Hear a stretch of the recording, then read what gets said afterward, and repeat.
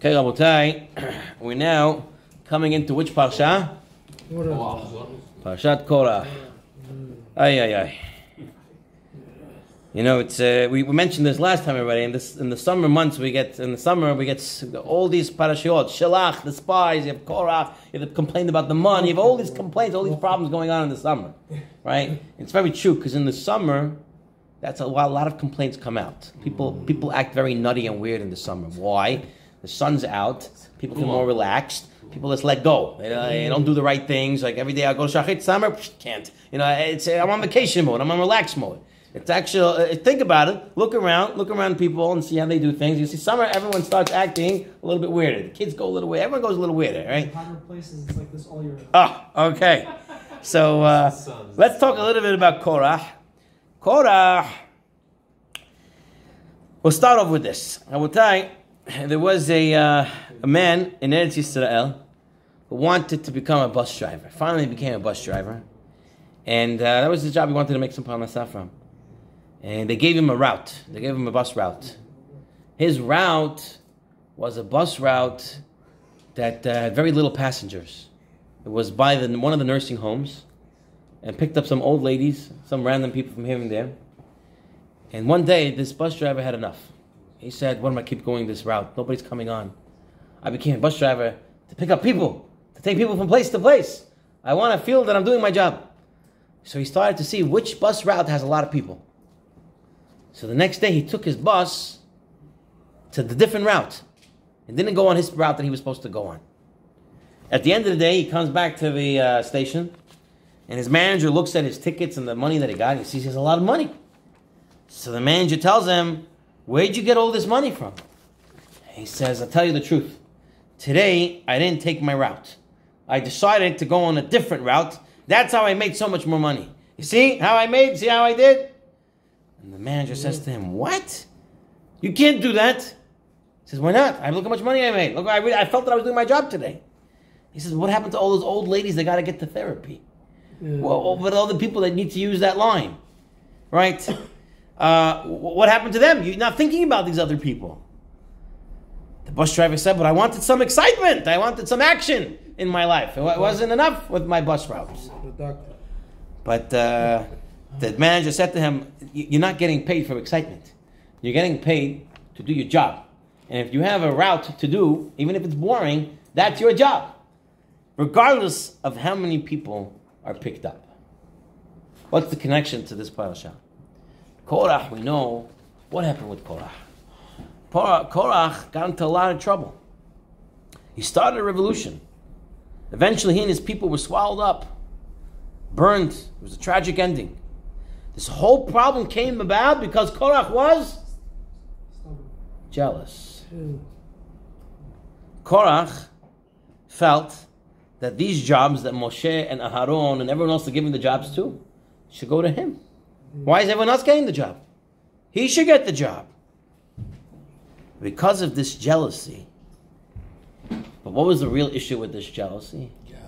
The lack of realization that everybody has a different job. Okay? People are jealous of somebody else because they think, I should have what you have. I should have what he has.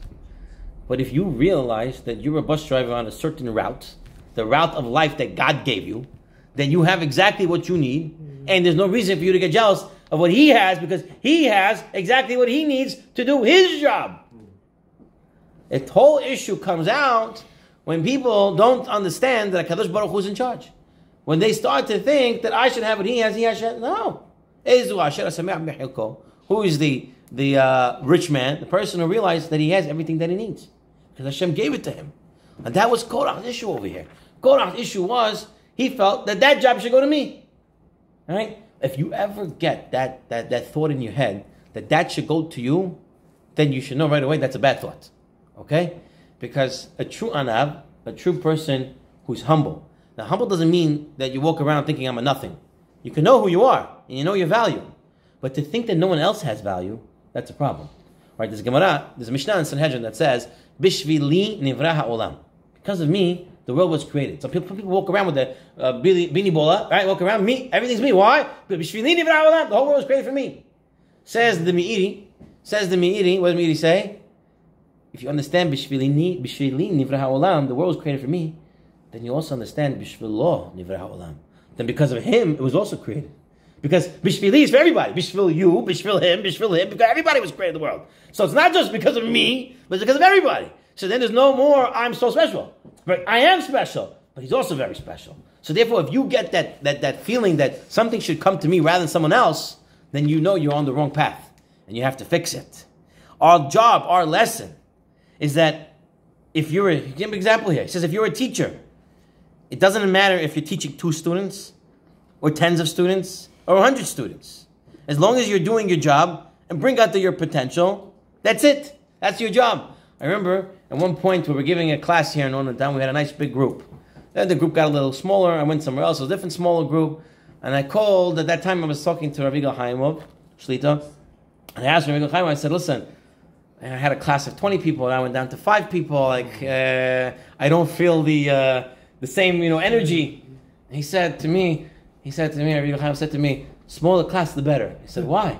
He says, because then you're going to know people really understand what you're saying. You have 100 people there, and you don't know if everyone's listening and understand what you're saying. You have 5 people, this guy's going to know what he's saying. You're going to ask them and stuff. 100 people, you don't know. I remember when I was in NYU, we had a class, 300 people. Wow.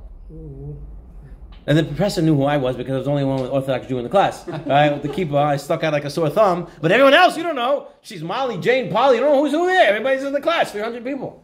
Right? But a person has to realize that you are you. And you have your job. And you do your job. Don't worry about everybody else. You do your own job. Listen, Rabotai, there's a famous story about this famous violinist, Isaac Perlman. Isaac Perlman. Famous violinist. The story goes that he was doing a very challenging piece. He was playing the violin, very challenging piece. And in the middle, one of his strings of the violin snapped. Okay, so he's playing in front of thousands of people, and his violin snaps the one string. So what did he do? Everyone stopped. Everyone thought that's it. It's over.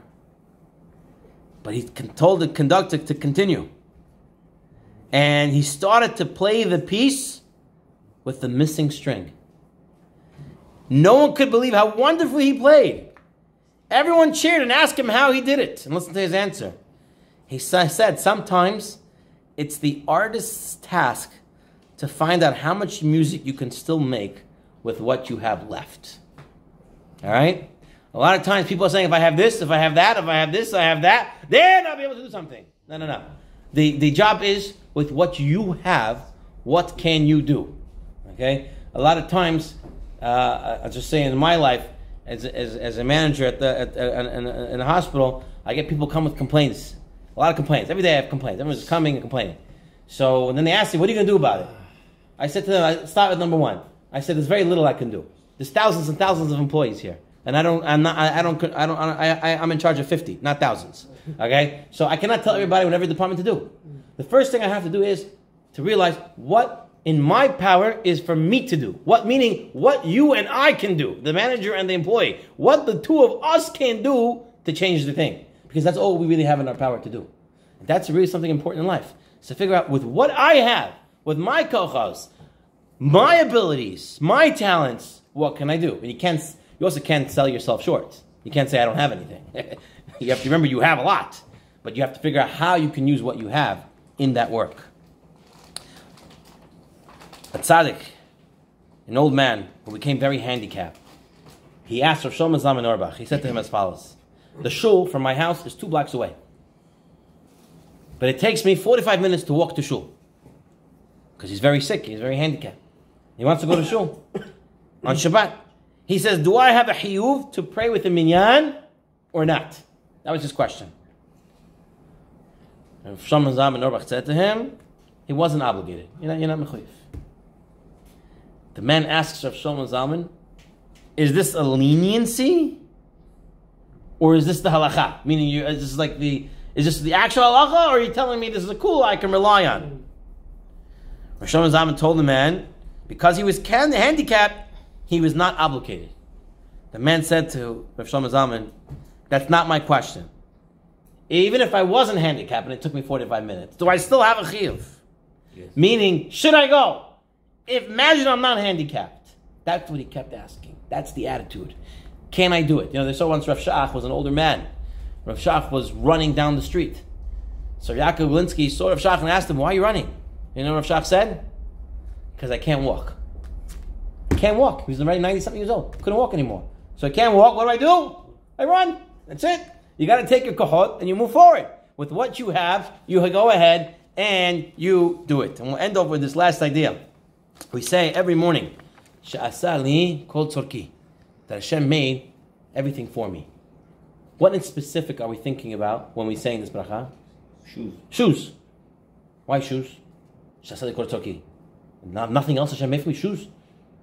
Right? Some people don't make the bracha on Tisha B'Av and Yom Kippur because they say we don't use leather shoes. Although Chamavadi says you should say, right? Today most people do say the bracha, but still it has to do with shoes. Why Sha'asa li kol tzorki has to do with shoes? Because what shoes? What do shoes represent? Footsteps of a person. Where he goes. What he does. Sha'asa li kol tzorki. Hashem created everything for me. In my way that I'm walking. In what I have to do. That everything that I need to do, I have. Sha'asa li kol tzorki. Right? A teacher once made an experiment. She took all the students and said, put all your shoes in the middle of the class. Now everybody go and choose another shoe. Everybody took shoes, none of them fit. I had to go and give back everyone's shoes who they originally put in. Right? Because that's shoes. True story. Once I was coming here for Rosh Hashanah Yom Kippur, when I was living in Farakwe already. And Rosh Hashanah, I was coming Rosh Hashanah, I'm in the car, I'm on the van with bad traffic. Okay? And it's like very little time to Rosh Hashanah. I look down and I see that I'm wearing my Crocs. I left the house, Rosh Hashanah, in Crocs. No shoes. So I get here and my nephew, David Moshe, I said to him, you have shoes for me or something? He says, I have shoes. I come there, his shoes don't fit me. But I want to be a hazan, I'm going to stand there. I can't walk around in Crocs. So I ended up taking his shoes, and I tried to stuff my feet in there. During the tefillah, my feet were all cracked up like this, okay? And then after the tefillah, I took off my shoes. I'm hiding under the table. I come home, I'm trying to massage my feet. For 2 days, I had to put myself into very small shoes. And I understand, oh, see, Hashem created everything for me. Having the right shoe size and doing the things that you're supposed to do is very, very important. Okay, so this is a very important idea to live life with. Okay.